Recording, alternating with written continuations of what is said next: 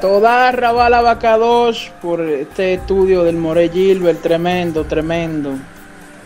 Y bueno, yo espero en el Shenkado de Yahshua HaMashiach que la segunda parte, pues, el Rúa nos ayude a traer un poquito de luz y que se pueda entender un poquito más todo el plan que Yahweh ha trazado desde el principio con relación al plan de la redención.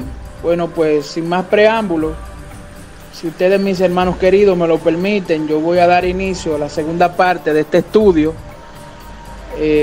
porque hay muchas cosas interesantes que conocer con relación a lo profundo. Es importante para entender toda la Torá que nosotros lo hagamos a través de los Moedín, y que esta profecía de Daniel capítulo 9 de las 70 semanas está estrechamente ligada a un Moedín que es de mucha importancia, y vamos a señalar y vamos a ver a cuál Moedín y cuál es el fin de esta profecía que está todavía inconclusa porque falta media semana por cumplir. Pero como todo lo que tiene que ver al plan de redención que Yahweh estableció cumplir a través de Yahshua HaMashiach, entonces vamos a ver cuál es la relación de la profecía de las 70 semanas que se le dio a Daniel con el Mashiach y la redención. Por ejemplo, en el capítulo 9 de Daniel, verso 1 en adelante, dice: en el año primero de Darío, hijo de Asuero, de la nación de los Medos, que vino a ser rey sobre el reino de los caldeos, en el año primero de su reinado, yo, Daniel, miré atentamente en los libros el número de los años que habló Yahweh al profeta Jeremías, que habían de cumplirse las desolaciones de Jerusalén en 70 años. Y volví mi rostro a Yahweh el Adón, buscándole en oración, ruego, en ayuno, cilicio y ceniza. Y oré a Yahweh mi Elohim, e hice confesión diciendo: ahora, Adón, Eloa grande, digno de ser temido, que guardas el pacto y la misericordia con los que te aman y guardan tus misbok, o sea, tus mandamientos. Hemos pecado, hemos cometido iniquidad, hemos hecho impíamente y hemos sido rebeldes, y nos hemos apartado de tus mandamientos y de tus ordenanzas. No hemos obedecido a tus siervos los profetas, que en tu nombre hablaron a nuestros reyes, a nuestros príncipes, a nuestros padres y a todo el pueblo de la tierra. Mis hermanos queridos, en este día que el Nabí Daniel procuraba, leyendo los escritos del Nabí Jeremías, él estaba procurando ver cuál era el fin de este acontecimiento trágico que había ocurrido a la casa de Judá, de que habían sido llevados cautivos a Babilonia, bajo el imperio babilonio, y que ya habían pasado cerca de 70 años, porque ya aquí el imperio que gobernaba todo el Medio Oriente era el imperio medo-persa. Ya era Darío, hijo de Asuero, rey. Estaba en su primer año, y Daniel entró en ayuno, confesó sus pecados y los pecados de su pueblo ante Yahweh su Elohim. Y estas características que muestra aquí el Nabí Daniel son características que nos llevan a la fiesta más importante, el Moedín más importante que Yahweh le ordenó a los hijos de Israel, que era el Moedín de Yom Kippur, el día de la expiación. Ahora bien, para entender cuáles son las características de lo que Daniel está haciendo en Daniel capítulo 9, verso 1, hasta el verso 6, que fue hasta donde leímos, Yom Kippur se le conocía por varios nombres, y cada nombre que tenía que ver con una de sus características. Por ejemplo, Yom Kippur significa día de la expiación. También se le conocía como el cara a cara. ¿Por qué el cara a cara? Porque era el día donde el Cohen Hagadol entraba al Makon Kadosh Kadoshim, al lugar santísimo, para verse cara a cara con Yahweh su Elohim. Se le conocía como el gran día, también se le conocía como el ayuno, también se le conocía como el Shofar Hagadol o el gran Shofar, también se le conoce como el Neilá, que se traduce como el cierre de las puertas de los cielos. Este Moedín de Yom Kippur se celebra a los 10 días del mes séptimo, que se conoce desde el arameo como el mes de Tinsri, pero desde el hebreo se conoce como el mes de Etanín. Este mes séptimo del calendario hebreo se constituyó la fiesta de Yom Kippur conforme a Levítico capítulo 16, que es donde Yahweh Sebaot le da las prescripciones al Cohen Hagadol de todo lo que tenía que hacer para expiar los pecados de su pueblo Israel. Fíjense que el Nabí Daniel estaba en ayuno y el único Moedín en el cual se le exigía a los hijos de Israel conforme a la Torah ayunar era el día de Yom Kippur. Uno. Segundo, Daniel está confesando los pecados de su pueblo, que era lo típico que hacía el Cohen Hagadol, cuando luego de rociar la sangre del cordero de la suerte al Azazel sobre la tapa del propiciatorio, debía de tomar el cordero de la suerte la sangre que se rociaba sobre el propiciatorio era la sangre sobre el cabrito de la suerte a Yahweh, y sobre el cabrito de la suerte al Azazel, el Cohen Hagadol ponía sus manos sobre la cabeza del animal, y él entonces declaraba sus pecados, los pecados del pueblo, ante Yahweh su Elohim. Es evidente que Daniel estaba en el día de Yom Kippur, en el día de la expiación, ayunando y confesando los pueblos para que Yahweh quitara la culpa, como ya el hermano Gilbert nos compartió el significado de la palabra kafar, que es la raíz de la palabra Kippur, que tiene, ahí están las definiciones, ustedes las pueden observar y ver que Daniel lo que está procurando es cuando Yahweh iba a quitar la culpa y el pecado de su pueblo Israel. Es evidente que Daniel lo que estaba haciendo era procurando saber cuándo se terminaría este periodo, pero él estaba ayunando en Yom Kippur. Fíjense en lo siguiente.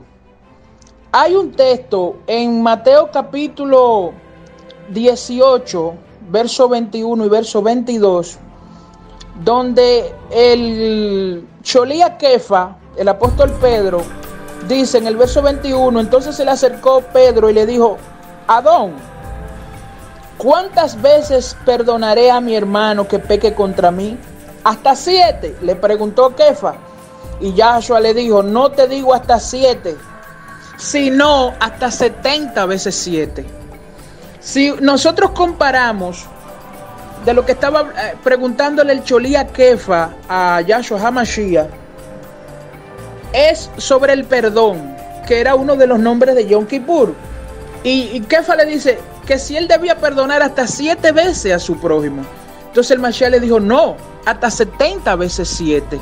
¿Qué nos indica esto, mis amados hermanos? Lo siguiente, es que el Mashiach estaba haciendo referencia también al perdón que él iba a tener sobre las 12 tribus de Israel para Yom Kippur. Y este texto, esta palabra reveladora, conecta con Daniel capítulo 9 y con el periodo de tiempo en que esto pues sería llevado a cabo, este perdón colectivo a las 12 tribus de Israel. ¿Por qué decimos a las 12 tribus de Israel? Porque es evidente que en Yom Kippur, en un Yom Kippur, Yahshua HaMashiach iba a perdonar los pecados de las 12 tribus de Israel. Ahora bien, ¿qué tiene que ver Yom Kippur, el día de la expiación, con el año del Yobel?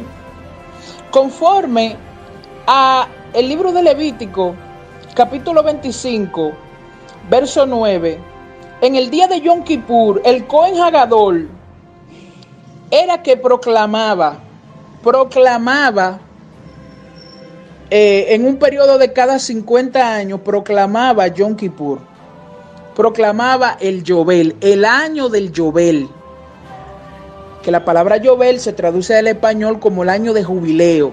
O sea que hay una conexión, mis hermanos, entre Yom Kippur y el año de Yobel. Conforme a Levítico, capítulo 25, verso 9, el Cohen Hagadol, luego que hacía los sacrificios de la expiación, cuando eran en un 50º año, o sea, un año de jubileo, él mandaba a tocar las trompetas por toda la tierra de Israel. Y esto tiene una figura profética.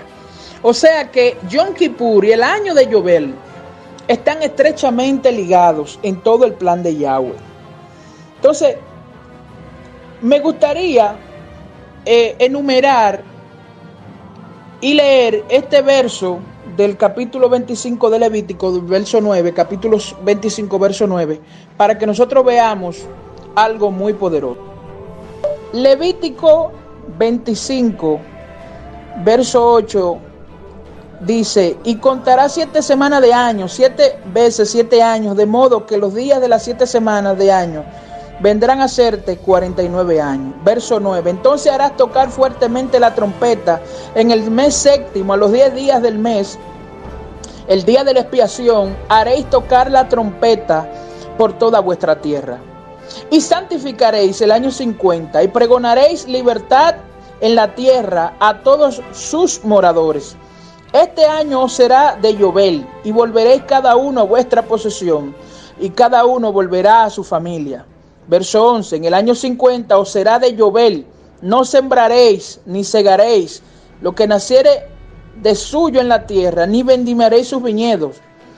Verso 12, porque es Yobel, Kados, será vosotros el producto de la tierra comeréis. En este año de Yobel volveréis cada uno a vuestra posesión. Amén. Para entender ¿qué es el año de Yobel? Tenemos que entender sus características. Y aquí en el año del Yobel yo encuentro 7 características. Primero, habrá libertad para todos los habitantes de la tierra de Israel. Levítico 25:10. Segundo, será un año de Yobel con toques de chofar, ya que de esta forma debe ser proclamado con el toque del chofar. Levítico 25:9. 3. Cada uno volverá a la posesión original de la tierra, según el reparto que se hizo en el tiempo de Josué, hijo de Nun. Levítico 25:10. 4. Cada uno volverá a su familia o a su tribu. Esto se refiere a aquellos a los cuales hayan terminado siendo siervos o esclavos, según Éxodo 21 del 1 al 11.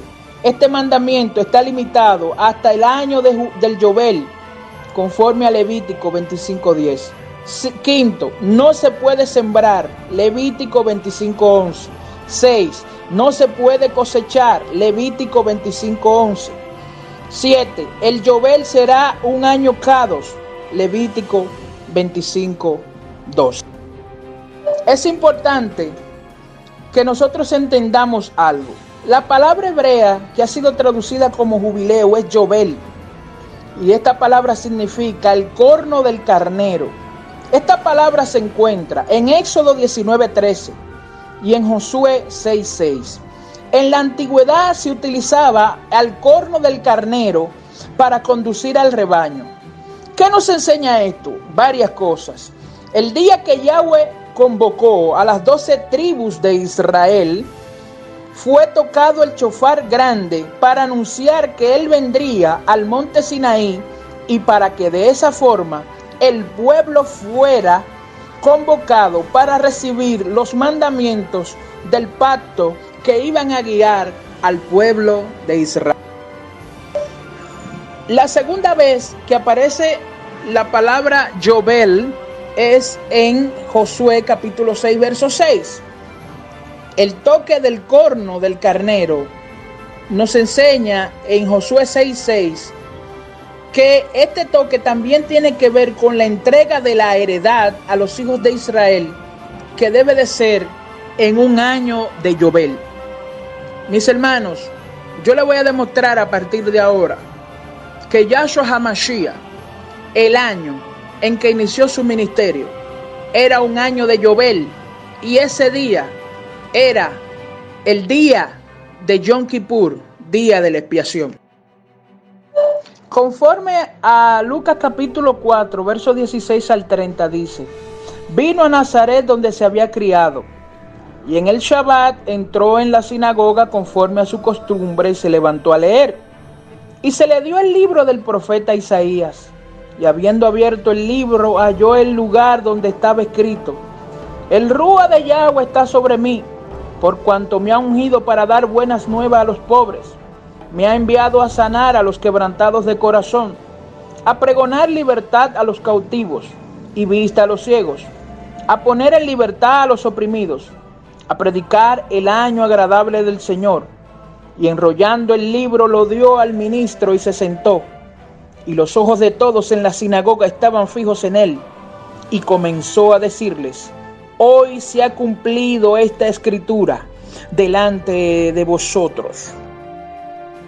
Hermanos queridos, muchos pensarán que cuando el Mashiach leyó esta escritura en Isaías capítulo 61, verso 1 y verso 2, el Mashiach había escogido al azar esta escritura, mas no es así. Conforme a los estudios semanales que se hacían en las sinagogas judías, este estudio, esta lectura de Isaías 61, era la Haftará. La Haftará era la lectura de los profetas que se leía en el Shabbat, luego de la Parashá. Esta Haftará estaba en Isaías 61, 1, 2. Y yo voy a leer para que ustedes vean qué fue lo que leyó el Mashiach y cuál era el significado de esta lectura, que no fue al azar. Y les voy a mostrar algo muy poderoso que ocurría culturalmente dentro del pueblo de Israel. Isaías 61 dice: el Rúa de Yahweh, el Señor, está sobre mí, porque me ungió Yahweh, me ha enviado a predicar buenas nuevas a los abatidos. La parte que el Mesías no leyó en esta parte fue la parte B del segundo párrafo, cuando dice el día de la venganza. Señores, los rabinos del segundo templo, de la época del segundo templo, conocían que esta era una declaración de un año del Yobel. Y como la declaración del Yobel era hecha por el Cohen Hagadol, por el sumo sacerdote en el día de Yom Kippur, el Mashiach, al leer este texto, tuvo pues que proclamar esto primero, porque él era el Cohen Hagadol conforme al orden de Melquisedec, y a la vez era Yahshua el Mashiach, era el Mashiach. Entonces, él no proclamó el año de la venganza, porque esta profecía se divide en dos partes. Porque el Mesías iba a comenzar su ministerio en un año de Yobel, comenzando en Yom Kippur, y cuando retorne, él tendrá también que venir en un año de Yobel y posar sus pies en el monte de los olivos, como dice Zacarías capítulo 14, en un año de Yobel, en Yom Kippur. Ahora bien, ¿cuál era la parashá que tocaba en Yom Kippur? Esta parashá comienza en Deuteronomio 29:9, y esta dice: guardaréis pues la palabra de este pacto y la pondréis por obra, para que prosperéis en todo lo que hicieres. Vosotros todos estáis hoy presentes en presencia de Yahweh vuestro Elohim, los cabezas de vuestras tribus, vuestros ancianos, vuestros oficiales, todos los varones de Israel, vuestros niños, vuestras mujeres, y tus extranjeros que habitan en medio de tu campamento, desde el que corta tu leña hasta el que saca tu agua, para que entres en el pacto de Yahweh tu Elohim y en su juramento que Yahweh tu Elohim concierta hoy contigo, para confirmarte hoy como su pueblo, y para que Él te sea a ti por Elohim, de la manera en que Él te ha dicho, y como lo juró a tus padres, Abraham, Isaac y Jacob. Esta era la parashá. que tenía que ver con la confirmación del pacto que se hacía en Yom Kippur. Y cuando Yahshua HaMashiach dijo, esta palabra se ha cumplido hoy delante de vosotros, ellos procuraron despeñarlo, conforme a Lucas capítulo 4, verso 16 al verso 30, como se hacía con el cabrito de la suerte al Azazel, al cual se le declaraban los pecados y se le hacía la transferencia conforme a Levítico 16. Pero ¿por qué no pudieron despeñarlos, amados hermanos? Porque no era el momento. Era Yom Kippur, era el día de la expiación, era un año de Yobel, pero no era el día donde el Mashiach iba a ser despeñado como el cordero de la suerte a Yahweh y el cordero de la suerte al Azazel. ¿Por qué, amados hermanos? Hay un texto clave que nos ayudaría a comprender por qué Yahshua HaMashiach no murió en Yom Kippur. En Juan capítulo 1, verso 29 dice, el siguiente día vio Yohanan a Yahshua que venía a él, y dijo, he aquí el Cordero de Yahweh, que quita el pecado del mundo. Señores, el Cordero era el Cordero de Pesach, pero el Cordero de Pesach, el sacrificio de Pesach, no era para expiación de los pecados. Entonces, la palabra profética que desató Yohanan ben Zacarayan, el hijo de Zacarías, era que Yahshua HaMashiach era el Cordero de Pesach, que iba a morir en Pesach, pero que su muerte sería como el sacrificio de Yom Kippur, que iba a quitar el pecado del mundo. Por eso Yahshua HaMashiach murió en la fiesta de Pesach, como el Cordero de Pesach. Ahora, algo muy interesante, mis amigos.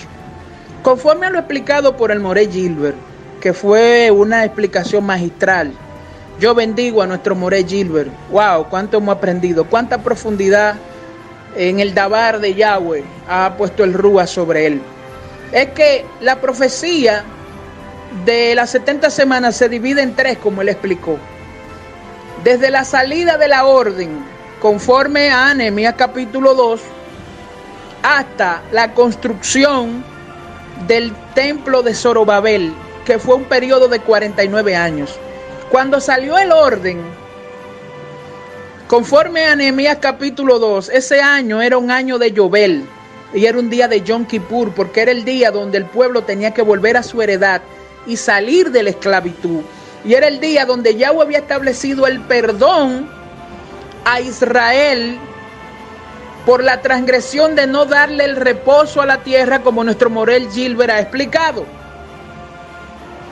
Ese periodo de tiempo termina con la inauguración del segundo templo, que fue inaugurado el primer día de la fiesta de Sukkot. Ahí terminó el primer periodo de las 49 semanas. El segundo periodo, que tiene que ver con las 62 semanas, ese periodo culmina para darle paso a la semana 70, cuando Yahshua HaMashiach se presenta en la sinagoga de Nazaret después de haber sido sumergido por Yohanan ben Zacarayan, cuando luego fue llevado al desierto para durar 40 días con 40 noches en ayuno y en oración. Y cuando él va a la sinagoga de Nazaret, ahí, como era cambio del año que se guarda en Israel, porque el cambio de año con relación no a los Moedín, porque en Israel hay dos cambios de año. Está el cambio de año en el mes de Abí, que es para los Moedín, y el cambio de año que es para el conteo de los reyes, que es en la fiesta de Yom Teruah, y donde comienzan los Moedín o las fiestas del otoño. Entonces, en ese cambio de año, el Mashiach debe iniciar su ministerio en la semana 70, en el inicio de la semana 70. O sea, en ese cambio de año, entre su preparación para comenzar su ministerio y el inicio de su ministerio, termina la semana 62, que a la vez es la semana 69, para entrar en la semana 70, que es donde Yahshua HaMashiach inicia su ministerio en la parte norte de Israel. Y nosotros sabemos que él murió a la mitad de la semana. Si nosotros contamos un periodo de 42 meses contando desde Yom Kippur, y nos movemos 3 años, caemos en Yom Kippur, pero falta medio año. Si nos movemos medio año, entonces caemos en Pesach, que es donde él hace el pacto y sucede todas las cosas que nuestro Moré Gilbert explicó. Ahora bien, hemos explicado todo esto, ya entendemos por las explicaciones dadas a través de la Torá que esta profecía se inicia en Yom Kippur, en un año de Yobel. Comienza el Mashiach en Yom Kippur, en un año de Yobel, su ministerio. Muere a la mitad de la semana, 3 años y medio, pero aún nos queda un cabo suelto, amados hermanos. Nos queda la mitad de una semana, que son 3 años y medio y 42 meses. Ahora, ese reloj de la semana 70, ¿dónde comienza lo que es ya la parte final de este ministerio? Hermanos, leamos Apocalipsis capítulo 13, verso 1 al verso 5, y dice: después me paré sobre la arena del mar y miré una bestia salvaje que surgió del mar, la cual tenía 10 cuernos y 7 cabezas, y en sus cuernos 10 diademas, y sobre sus cabezas había nombre de blasfemia. La bestia salvaje que miré era semejante a un leopardo, sus pies eran como de oso y su boca como las fauces de los leones. Y el dragón le entregó su poder, su trono y gran autoridad. Una de las cabezas estaba como herida de muerte, pero su herida mortal fue sanada, y toda la tierra se asombró e iba en pos de la bestia. Y adoraron al dragón porque había dado poder a la bestia salvaje. ¿Quién podrá hacer guerra contra él? Se le dio una boca que hablaba arrogantemente y blasfemaba, y se le concedió autoridad para actuar durante 42 meses. La segunda parte de la semana 70 es el periodo de tiempo que se le va a dar al anti-Mashiach para que actúe. Y este periodo de tiempo tiene que iniciar en Pesach, porque debe terminar en Yom Kippur, en un año de Yobel, en el cual está determinado que al toque de la gran trompeta, como dice el Rash Shaul en 1 de Tesalonicenses 4:16, que el Adón mismo, con voz de mando, con voz de arcángel y con trompeta de Elohim, descenderá del cielo, y los muertos en Mashiach resucitarán primero, y luego los que quedamos seremos levantados conjuntamente con él y recibiremos al Adón en las nubes.